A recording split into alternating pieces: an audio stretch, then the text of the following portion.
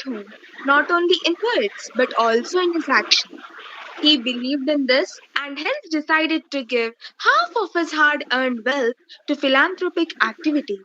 We are grateful to have a gentleman who has personally devoted his time and energy in this journey, thus becoming a source of motivation for all of us. Not only has he reached milestones in his career, he also inspired thousands of minds. Let us all welcome him with a lot of enthusiasm. Welcome to the session, sir. Hey, thank Welcome, you, sir. Tejasvi. Thanks, Azir. Thanks, VIT Club, for inviting me for this session. And looking forward to have a great interaction with you all. Yes, sir, we feel the same. We are very excited and overwhelmed to have you with us, sir. So, sir, hi, how are you, sir? I am doing well. How are you guys doing? How are your studies going on? How are your classes going on? How are you handling Zoom for your studies now? All good, sir. Thank you for the question. So, can we start the session? Yes, please. Yes, sir. So, let's start with what do you think is the main goal of sustainable development? Okay. See, sustainable development goals, or what you think is that 17 SDGs, as we popularly known them as, were adopted by the 170 UN member states in 2015 to end poverty, to protect the planet, and to ensure that people enjoy peace and prosperity by 2030. So that's what the SDGs were meant for.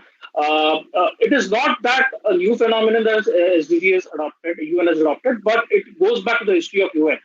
If you look back in 1945, when the World War II was started, and there were two power emerges, the US and the USSR, wherein then they formed something called as Leagues of Nation. The objective of the Leagues of Nation was to prevent future wars.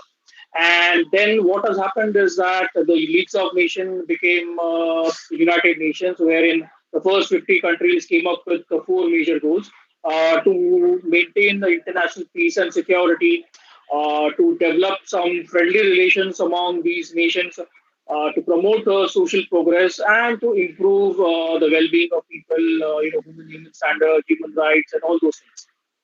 So this is what the Sustainable Development Goals are about. Yes, sir. So, how are the environment education, citizen education, and sustainable education related, according to you?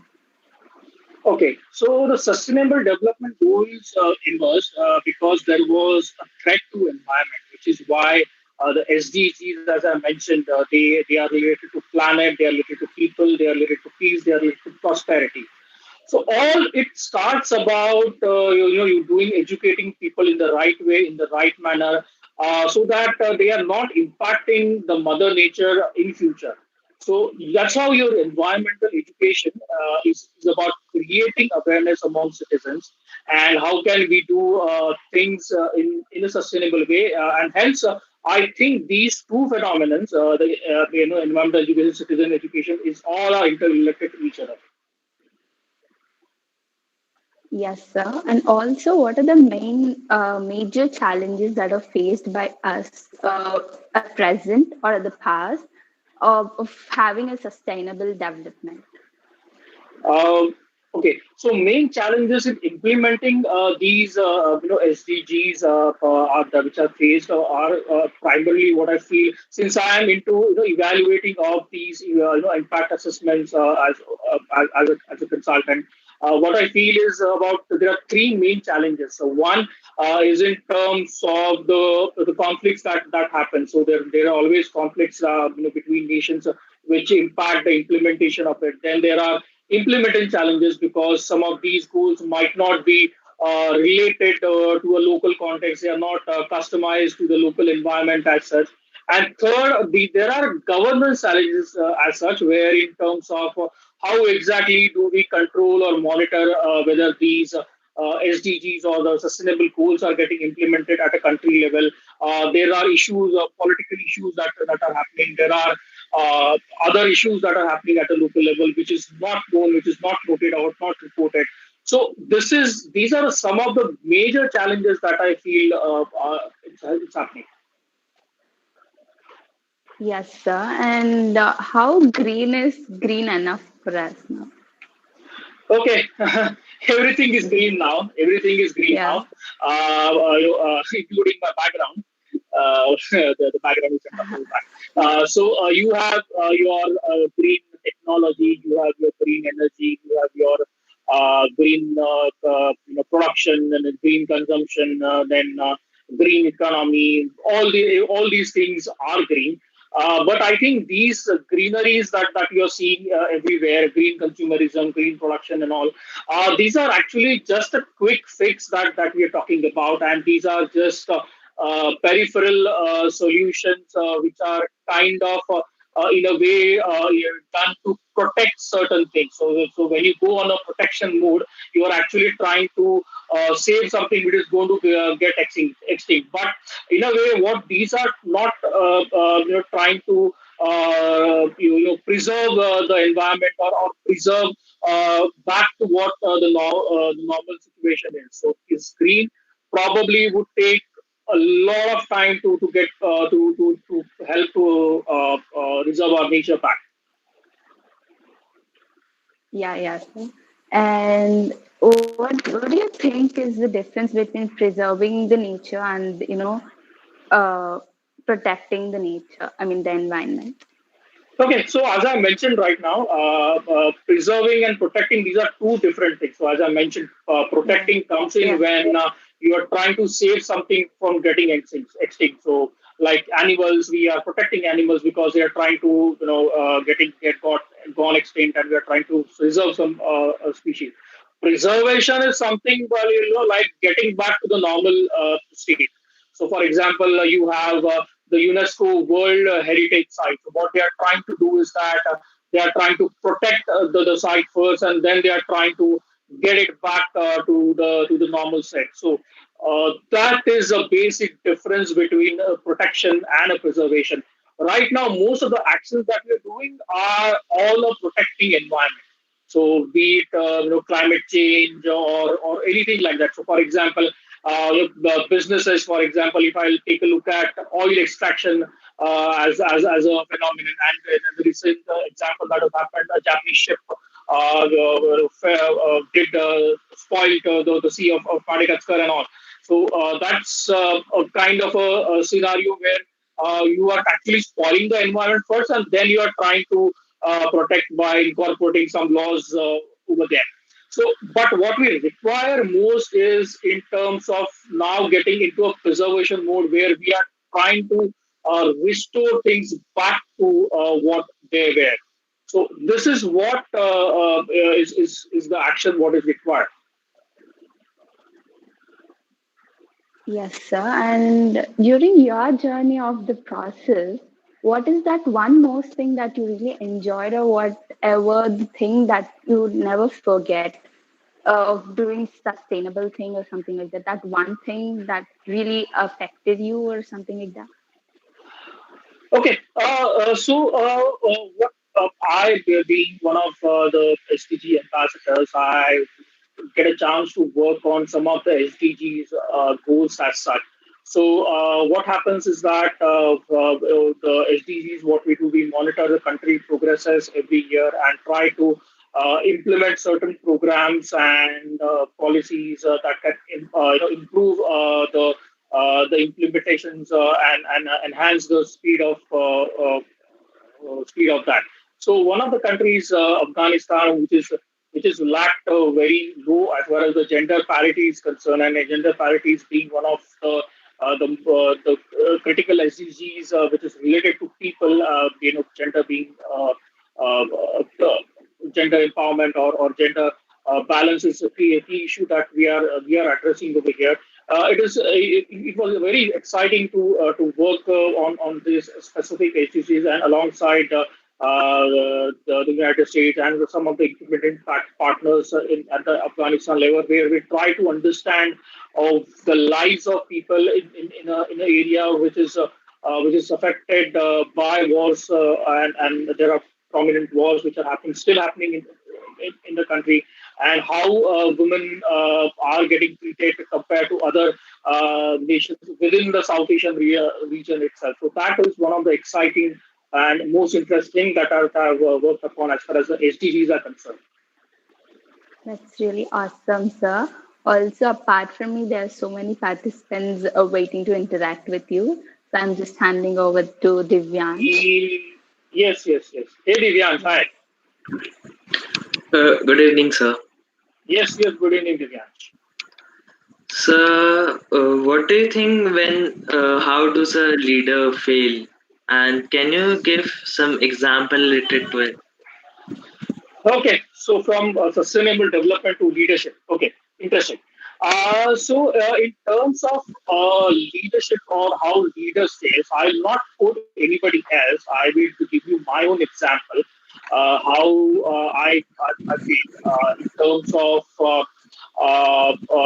when I was working in a corporate, when I graduated and I started working in my I started my career in smaller offices. So I worked in a chartered accountant's office. I worked as a clerk in a bank, and there I did a lot of mistakes which impacted the organizations over there.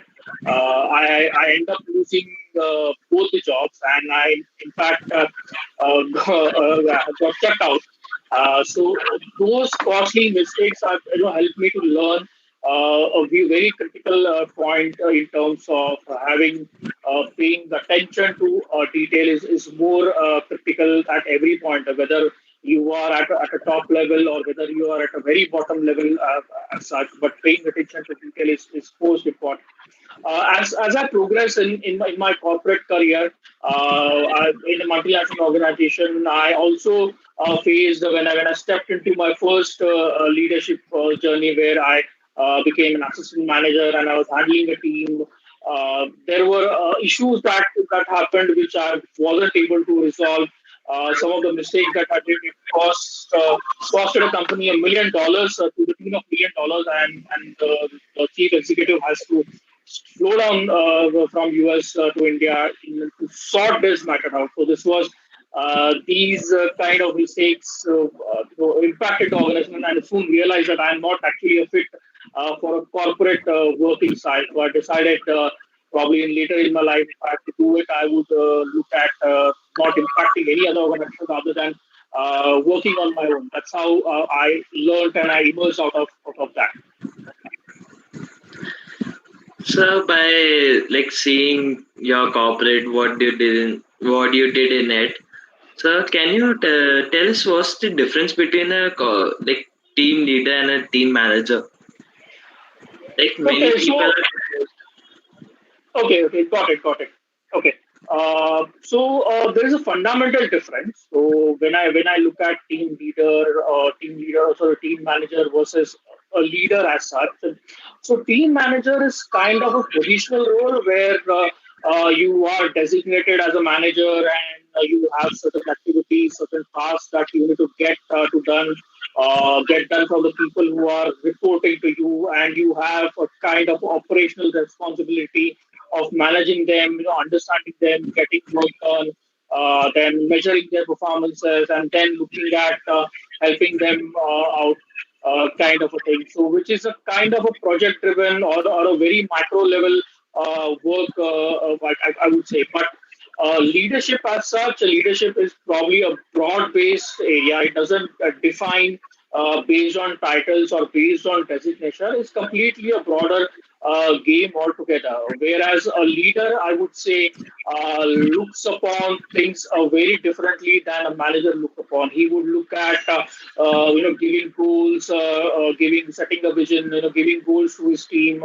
or his followers. Setting the context, making sure that people are understanding and he is empathetic to them. He also ensures that they are groomed enough to take leadership positions later on. So that's where the fundamental difference comes in. A manager becomes operational part of it, whereas a leader becomes a visionary and a goal setting as such. Sir, what do you think the important values you demonstrate as a leader? Okay, importance values of a leader. I think one is definitely empathy is the most critical thing which is required out of a leader, because unless and until a person is empathic, he may not be able to understand the people who are his followers or he's working with. Secondly, he needs to be very very trustworthy. Okay, if people do not trust any person or their leader, he may not be able to get their cooperation in the long run. And third, he must be a very good listener. So unless and until he is open enough from within, and he takes views from his followers or his team members as such, he may not be able to progress further. The objective of leaders being to create more leaders within the organization or within wherever they are. So, for being a good leader, you need to be a good follower too. What do you think? But sometimes it happens like other people are not following you. So, how do you make them accept your idea and your vision and other things? Okay, so in any environment, whether it is corporate environment or whether it is sports, or where you're working on in teams, or whether you are working as a grassroots level as a part of volunteers, disagreements are bound to happen. So unless and until you're working with robots, when you're interacting with people, disagreements are bound to happen, and the most easiest way to handle the disagreements is in terms of being open. Okay, you as a leader, you have the right or you have the first say in what you think is of most right way to do it, or these are the things that you think should be done for a particular task or a particular goal. But you should be open to listen to the disagreements. Probably one of the drawbacks of being a leader is that you get biased because with your opinions as well. So disagreements coming from the team actually helps you to open up your mindset and relook at what you are designing, what your strategy is, what your plan is, and you can take a corrective action based on the constructive feedback which is given by your team. So I feel that things like this can be solved at a very mutual level, at a very open level, and having a mutual understanding among everyone. So, what do you think? Have any personal experience related to your leadership journey that you want to share with us? Okay, my leadership journey is multiple levels. So I look at being a corporate but I exited a corporate leadership very early. Then I started the organization called LeadCap Ventures, which LeadCap Trust and LeadCap Ventures, which idea is in terms of bringing a million leaders from India, and we believe that. Leadership is not a title or not a position. It's actually a decision that a person takes on his own. At the organization level, I've faced several leadership challenges wherein, if I take a current example of the pandemic that is happening, and even after the lockdown has opened up, there are challenges at a very ground level in terms of continuing with our activities. So people are getting back to us with feedback that things are not right. People are still scared. People are don't interact. People still fear of giving responses or interacting with over there. So that's when the feedback or whatever they receive, we look at evaluating and re-evaluating the strategy at a top level. So that whatever projects we are undertaking do not hamper because of the management disputes with the employees as such. So these things help us in way long in the leadership journey. And more importantly, as far as my leadership journey goes, I have learned a lot from my failures, and than from any other books or any other courses I have undertaken. So things like paying attention to details, being very keeping your focus at one place when things are going on, and prioritizing certain aspects and certain goals over the others, making sure that you are interacting and being open to listen to others, and that's these certain things I've learned over the years as my leadership journey goes.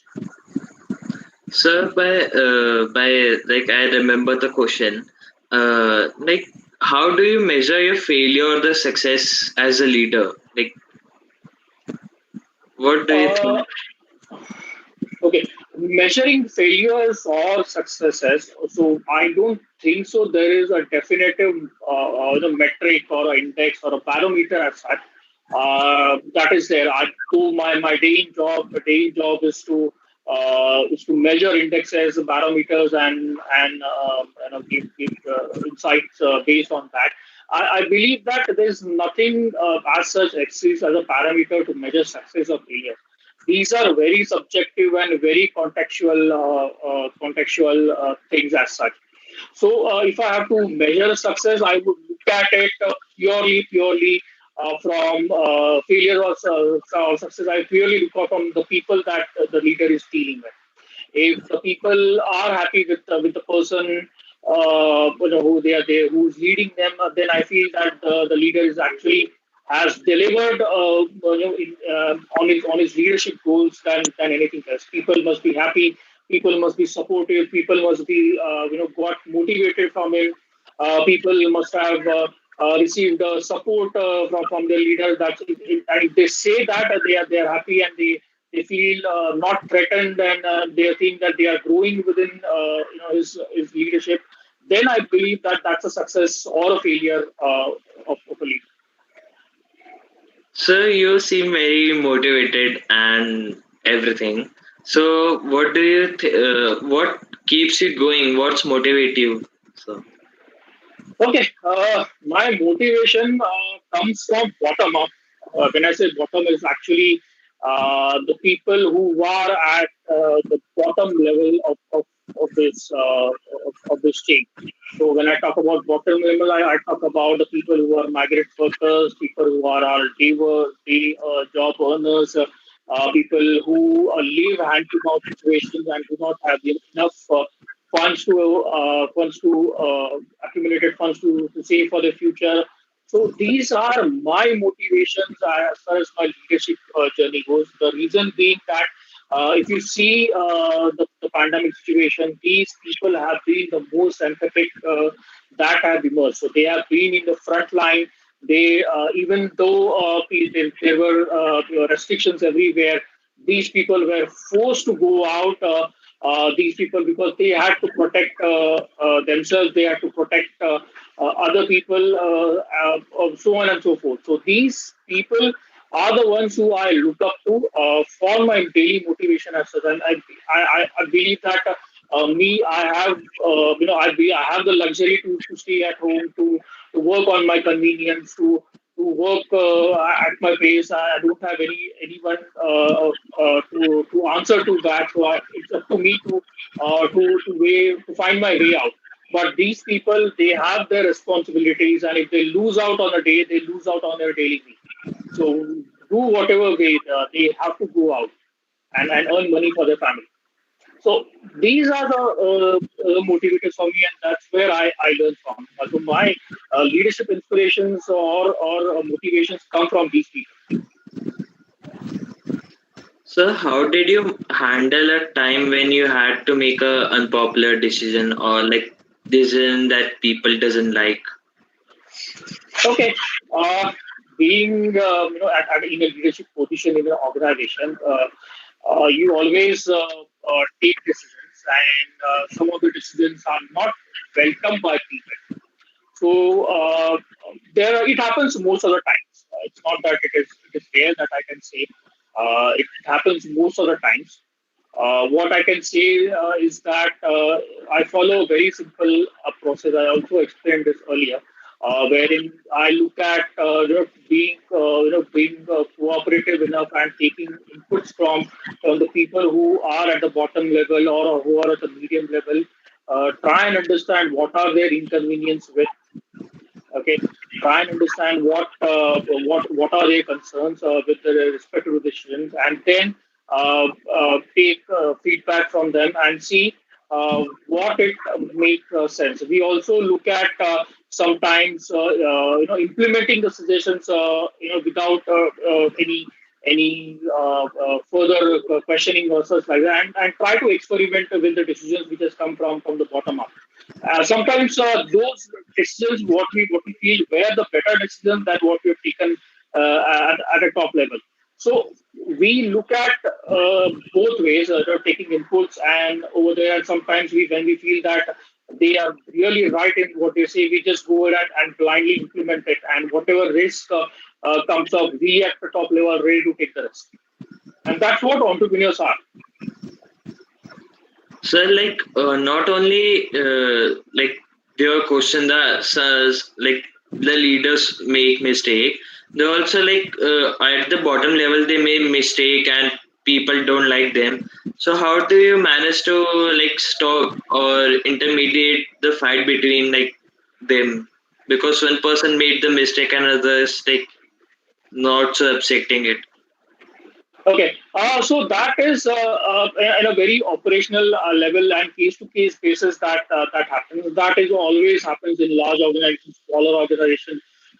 With probably smaller organizations, it reaches to the owner faster because there are lesser people to deal with. So smaller organization might have 10, 15 people, and if you think the one person has made a mistake, it is clearly visible to them who has made a mistake, so the owners can take the appropriate decision immediately.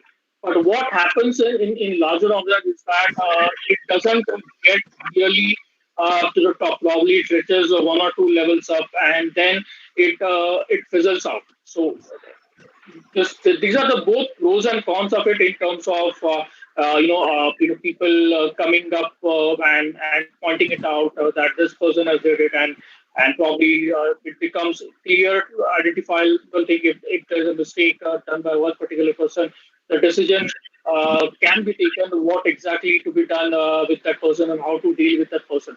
But sometimes, as I said, in larger organizations, the things don't really get up to the top to decide. So these decisions taken get at the middle level and even the top level are sometimes not made aware of it. The only area when they get aware is that the objection comes from the person who has faced their action, and he feels that he's been not given a justice or something bad has happened to him. Then he reaches out and escalates the issue. That only then the top level comes and investigates the case as it may be. So yeah. So, what do you think like most important skill or like the skill that you find like apply most of the time that for the leadership, managing the people? Okay, so important skills for leaders to manage the people. Yes, Correct? sir. Yes, sir. Okay. So important skills, according to me, for a leader are five C's. Okay. It is creativity. So he needs to be creative enough. He needs to be ideative. He needs to have ideas in terms of what can go wrong, what can happen. Second, he must be a critical thinker. So he needs to think through a lot of things. So he needs to think through a lot of permutation and combinations, what can happen, what not can happen, kind of thing. Then third, he needs to be collaborative enough. So in terms of he needs to know how to work in teams, how to lead teams, how to interact with the multiple people, how to handle diverse team in terms of experience, less experience, non-experienced people. He needs to balance gender differences that may come up during managing the team part of it. So what I said is creativity, critical thinking, collaboration. The next comes in terms of is commitment. So he needs to be committed enough to his team. So he needs to be available at all times. whenever the team needs him. He needs to be proactive enough to take decision. He needs to be reactive in terms of any wrong things that happened. Then the corrective action is called for. He needs to be very reactive as well in terms of fixing it as well. That's where your commitment comes in. And lastly, most and most important is communication. So we need to be very open and very fair in terms of communicating to people about what is right, what is wrong, what is good, what is bad, whatever decision he is free to take, and justify why he has taken such kind of a decision for action. So I believe these five critical things are required as far as today's leaderships are concerned. So, what do you think?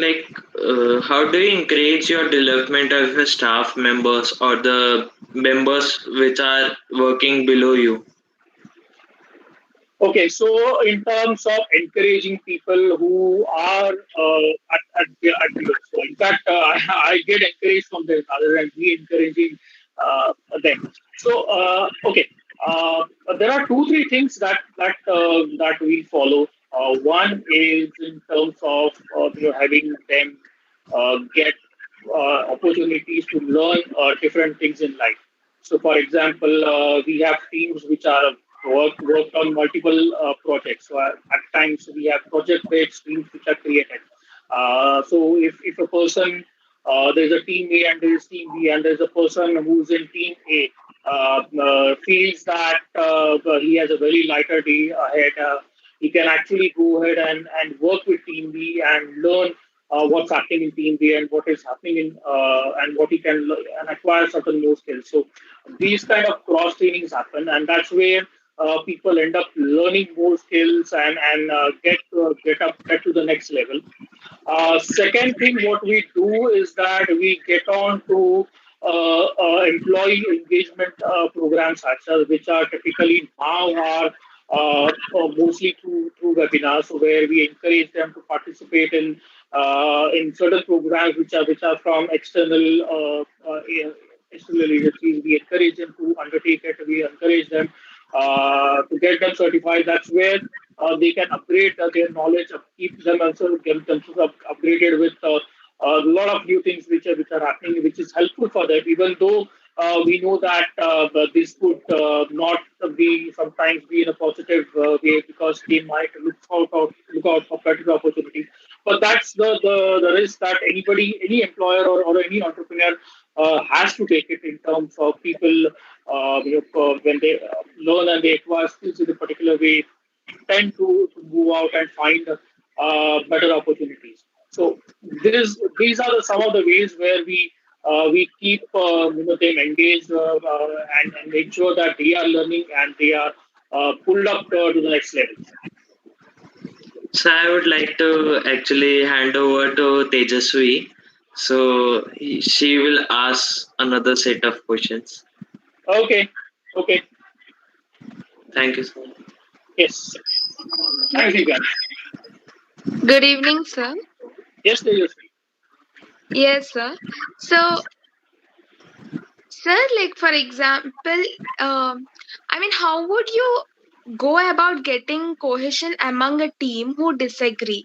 Like, suppose if you put up a point, if someone does not agree to it, how can you manage him to agree to the correct point? Okay, so cohesions happens. So cohesions typically happens everywhere. If the organization is open enough and they are a kind of open source organizations, uh, cohesions happen because there are disagreements which gets to a bitter level, and cohesions happens and things get sometimes escalated and go very out of phase. So what at that time, as a leadership position, we tend to step in and try to resolve the issues. We take a very neutral approach. Sometimes if organizations of the people involved over here are putting to me, then I look up to other members in the leadership from the organization, and allow them to handle, because I would get bias towards my people and put a defense to them, saying that they are correct and others are wrong. So, but if the case still holds good, and the teams who are reporting me, there are disagreements, then I look at it in terms of resolving it in a very cooperative way. So first, if there are a disagreement between two people, I listen to those two three people individually, try to understand from them what are the reasons for dissatisfaction or disagreements, allow them to speak out and justify why they're thinking this is the way. I look up to the second person and then take the count from him in terms of why it is happening and why he thinks it is an injustice or he disagrees to certain things. Then what I look at is in terms of drawing a conclusion of in terms of my resonate. And if I think that I have a bias, then I pass it on to my colleagues and take their even inputs in terms of if this is a situation, what is your suggestion on the solution that I have, and then I communicate back to the two members to look at from a very fresh angle. It is either one agrees or one disagrees. So either way, so the person disagreeing becomes whoever is disagreeing and to agree with that, or probably somebody who was agreeing first then gets on to the person B and agrees on his idea. So in a way, the issues get resolved in a very cooperative manner. Yes, sir. Sir, is it time to change the civilization development strategy globally and focus on sustainable socio-economic development? Okay, so from leadership to again development. Okay, Yes, sir. uh, okay. So see, civilized development or a sustainable socio economic development. Okay. So if I look at socio-economic path which has happened, we were living in a linear world. Okay, when I say linear world, it is basically you are producing something, then you are consuming something, and after the consumption is done, whatever leftovers happen, you are actually making it waste or destroying that. So that's a linear path where we were following. So as far as when sustainability angle has come in and businesses or countries or economies have changed their approaches, we are taken an approach towards circular economy, what I call. So when I say circular economy, it is a circle wherein you start with thinking and designing things in a very sustainable way. So rather than jumping into a production at stage, you plan, you think, and you design things in a very sustainable way. Then get on to a production wave in terms of having a production which is again sustainable, where you are producing only to what is required and not wasting the extra resources. Then again, it comes to distribution and then consumption at every chain from production to consumption. It's a responsibly you are choosing to produce, to distribute, and to consume things which are only up to a required state. And then after the consumption is done, you are not actually discarding it because the materials that you are using in production is actually a kind of a recyclable. So what happens is that you get to a recyclable stage wherein you are recycling whatever the waste is there, and then this recycle weight again goes back to the same chain wherein you are reinventing something with this recycled waste. So that's where the transition is happening from a linear process to a circular economy, and that is the difference or the change that has happened in terms of the socio-economic side. So I've given you the economic angle. The social angle over here, it comes from the things as I mentioned about the circular economy, the production which is or consumption which is responsible. So that automatically transitions to very codes such as hunger. So when you are consuming, the right way or not, and you're not wasting it, the consumption at a current population becomes reducing, and you have ample food left, which can be distributed to people who are hungry. So that's where the goal of hunger is met. So this is a way which in which the circular economy is also a help to address your social goals as Yes, sir. Sir, there's a question from the viewer. well. Okay. How do you respond to the criticism? How do I respond to a criticism? Okay, interesting. In terms of the criticism is something which I welcome, being whether it is constructive or whether it is destructive, that is a later stage. But criticism is something which any leader or entrepreneur needs to be open to.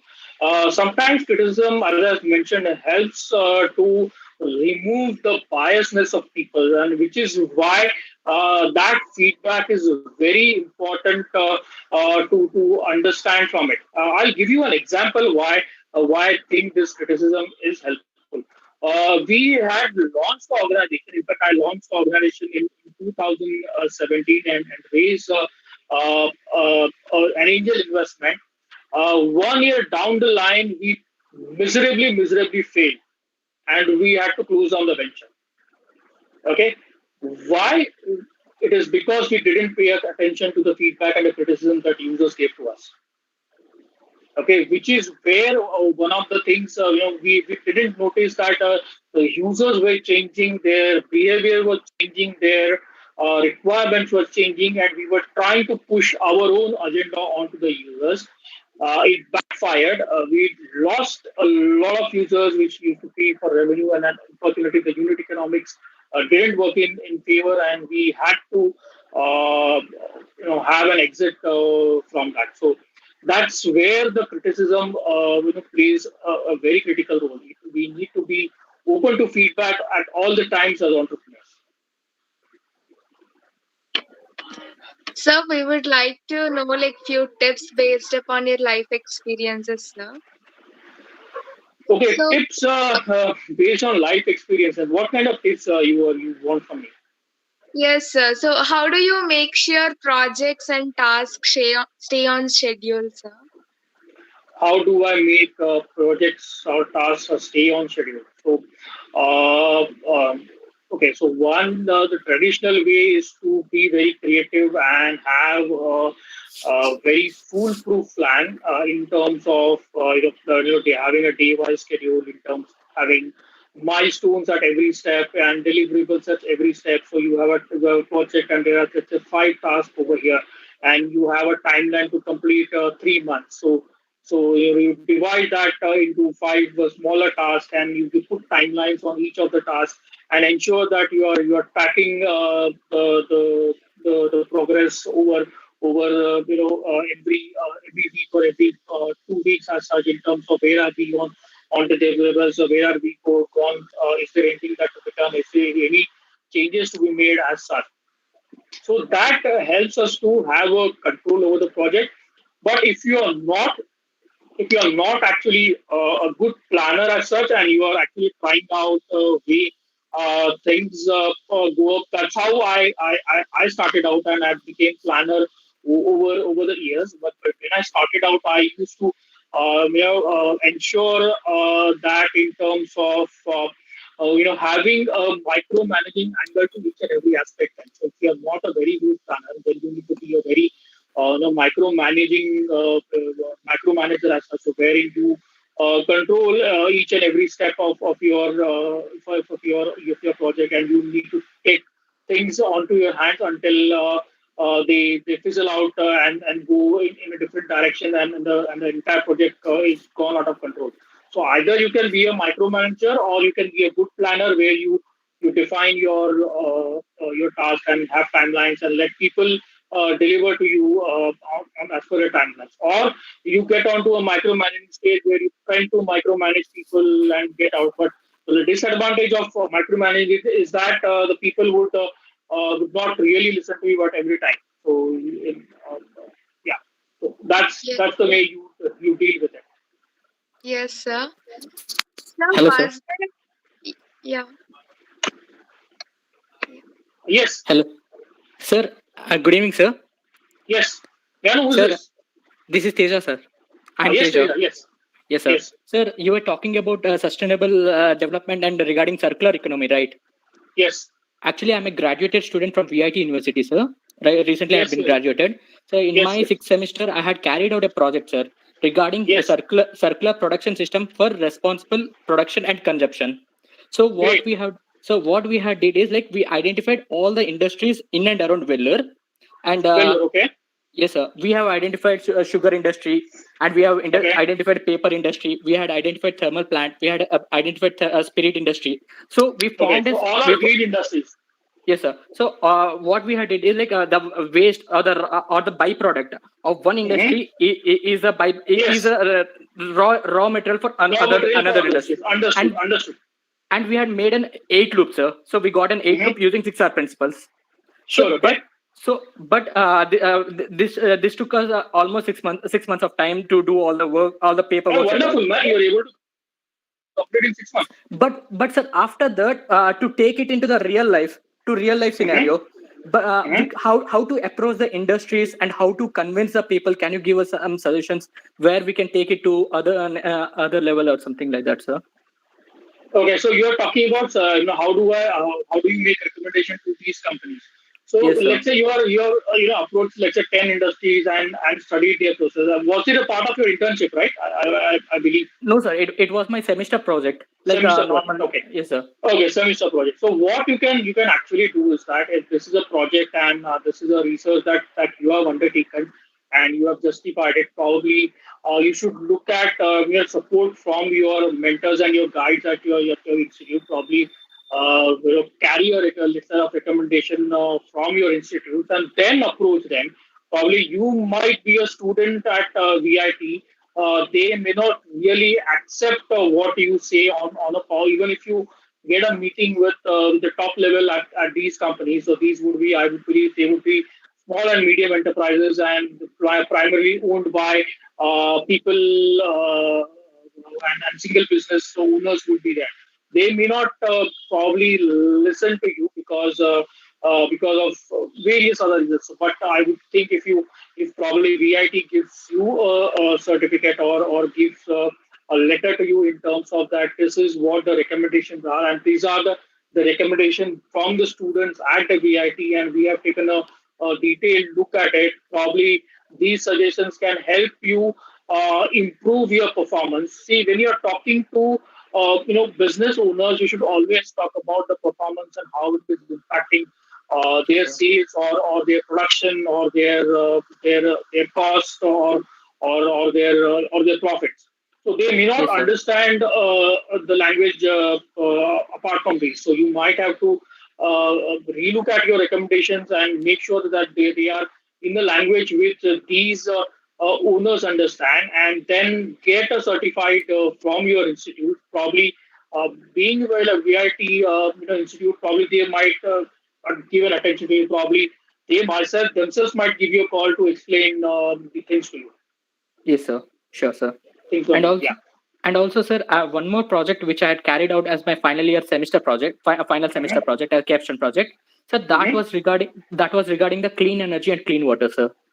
Okay.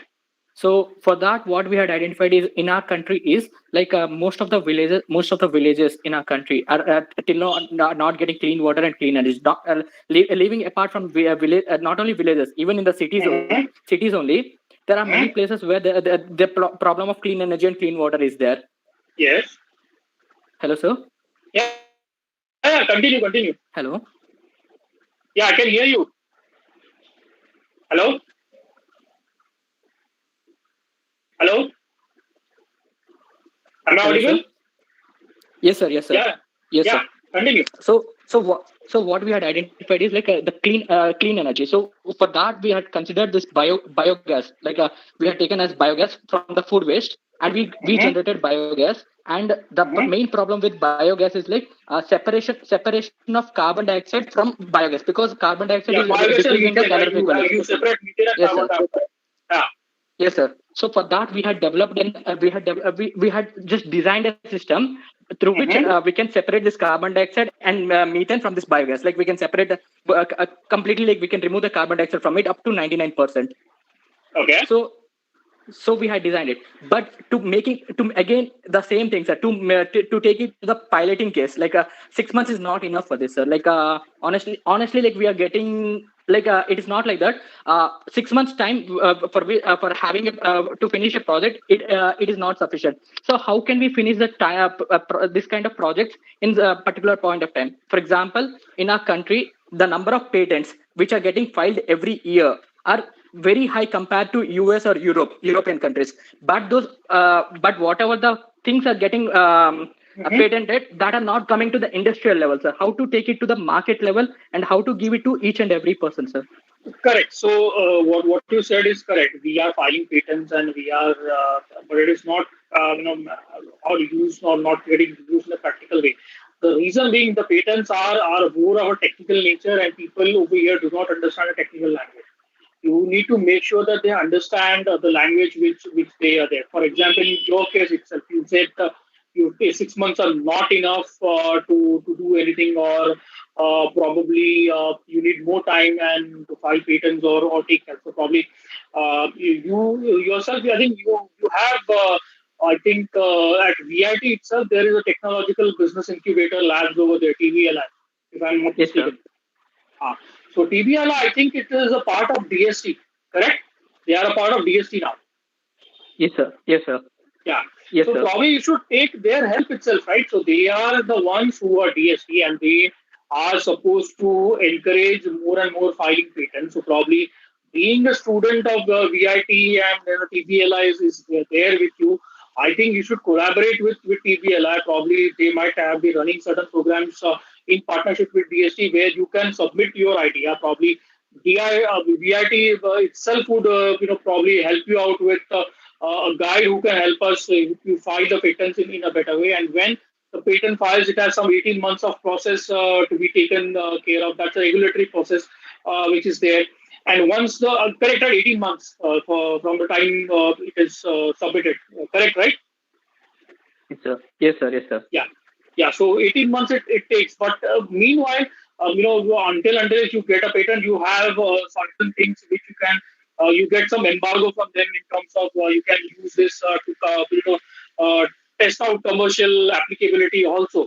So this time you should Yes, sir. utilize it to promote it through TBI itself, and through using TBI platform itself, you go out to the industries, whichever are applicable, TBI and ask for their support to conduct pilot. So whenever TPLI is implementing certain things, they look out for distribution partners, manufacturers. They look out. They have support from a lot of SMEs in and around your region itself. So which are actually partners of TBLI itself. So through them itself, you can test a pilot before you get a patent. Okay, Yes, probably sir. Yes, if sir. there are oppositions on your patent and you are thinking that the patent there would be certain oppositions over there, probably the pilot can help you resolve and put up your case in a more stronger way than it is. So that way you can scale up your speed. So you have TBLI with you. So why are you not utilizing TBLI? Yes, sir. Yes, sir. Sure, sir. Sir, and one more question I'm having, sir, Yes, regarding please. the technology. Whatever the technologies we are coming. For example, there is Bangladesh. Mm-hmm. Comparing India to Bangladesh, so there Mm-hmm. we are much better in some terms, not in always Mm-hmm. all the things, but there is a village in Bangladesh, sir, which I recently I had studied an article. The Mm-hmm. technologies, like for example the blockchain. A blockchain Mm-hmm. is actually now right now I'm at my home and I'm working on this blockchain for sustainable development goals.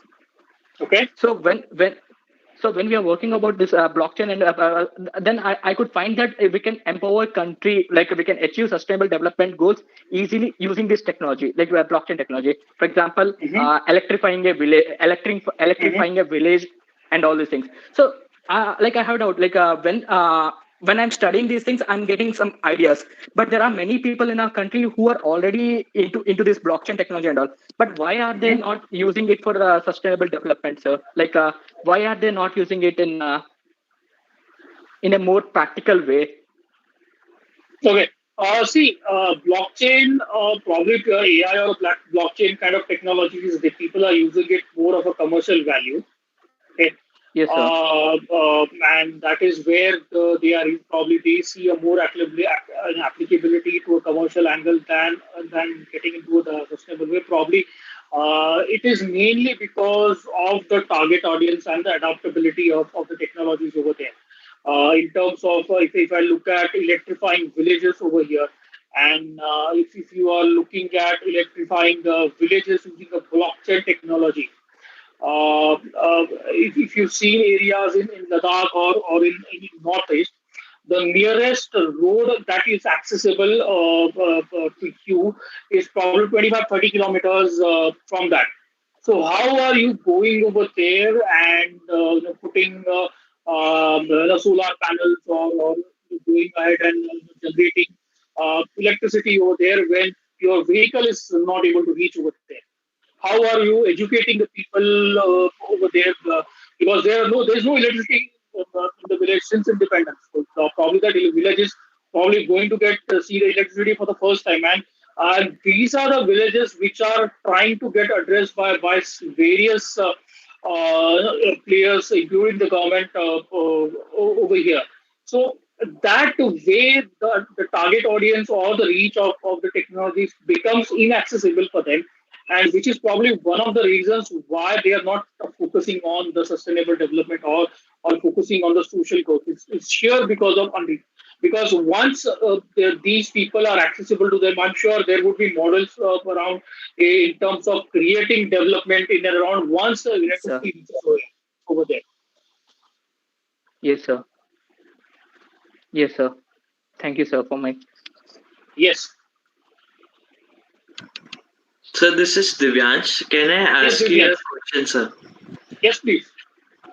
So, like many rich people are Mm-hmm. actually trying to ordering another planet apart from the Earth. Uh-huh. Like the Elon Musk is trying to terraform Mars, so we can actually divide the population into two halves. One lives on Mars and one lives on Earth. Mm-hmm. So, what's your view on that? Like, is it Okay, a so honestly, I have not studied that space completely as such. My views are very peripheral as such. People are trying to, explore areas where you can have travel, you can have property, or you can have a space where you can have a world which which you can replicate over there. So in a way, there are things. So you have a property on the lunar space. You can have a property in the Mars, which is a kind of looks superficially to most of us. So my views are not that, since I've not studied that area in detail as such. So I may not be able to answer directly now, but yes, I'll come back to you on that. thank you, sir. It is my privilege to propose the vote of thanks. We, the member of VIT LEO Club, are grateful to have you, sir. We would like to thank you for spending a part of your valuable time with us in spite of your busy schedule. Today, we had an opportunity to hear your thoughts, and it has surely benefited all of us. Last but not the least, a big shout out to each and everyone out there who made this event lively. Thank you so much, sir. Hey, thank you so much. Thank you, VIT and Leo Club, for inviting me. It has been a great interaction, a lovely, lovely interaction. I hope I've answered all your questions, whatever you had in mind. I hope I made sense, and I hope you draw some learnings from it. I've enjoyed interacting with you, and personally, I enjoyed each and every question that has come to me. It was very, very insightful and thoughtful of you, especially when you're studying currently. Yeah. Yes, sir. Thank you, sir. Thank you so much. Thank you so much. Uh, your name is RC, right? Yes, sir. Yeah. Thanks, RC. Thanks, RC. Thanks, Divyansh. Thanks, Teja. Thanks, Azir, and other team of Leo who has been who has been very active on putting this event.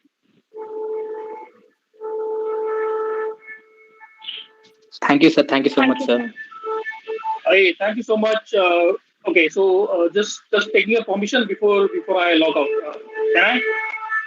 Yes, Or you have Yes, any sir. more questions? yes, sir. Okay, Yeah, thanks, Azir. Thanks, Azir. Nice seeing you. pleasure having you, sir. Yes. All right. Is there a YouTube link that will be generated? Yeah, sir. I will send you through WhatsApp. Yeah. All right. Sure. All right. Thank you so much. Thank All you. right. Anything you require from me, I'm always approachable. So you can pass on my contacts to your student. They can Yes, write to me, tag me, whatever. Approach me on Facebook, LinkedIn, wherever they can. Okay. yes, sir. All right. Sure. Thanks, Azir.